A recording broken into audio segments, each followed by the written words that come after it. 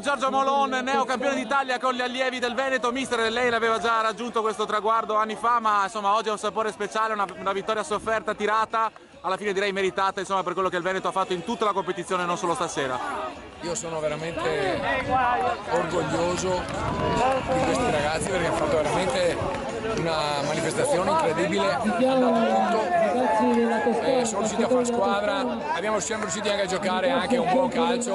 Oggi è stato veramente difficile perché li ho visti stanchi, hanno dato tutto, abbiamo cercato di dosare più le energie, però abbiamo interpretata bene veramente, penso che di più non si poteva chiedere a sti ragazzi. Andrea Tomasi e Francesco Fiabane al termine della finale del torneo della regione vinto 1-0 dal Veneto qui in Abruzzo contro la Toscana. Ragazzi, siete campioni d'Italia, innanzitutto i grandi complimenti. Partiamo da te Andrea, infallibile dal dischetto, freddissimo, sei andato lì e cosa hai pensato? Ho pensato di calciarlo subito, immediatamente appena visto che l'arbitro aveva indicato il dischetto, sono andato là tranquillo sul rigore e l'ho calciato con freddezza.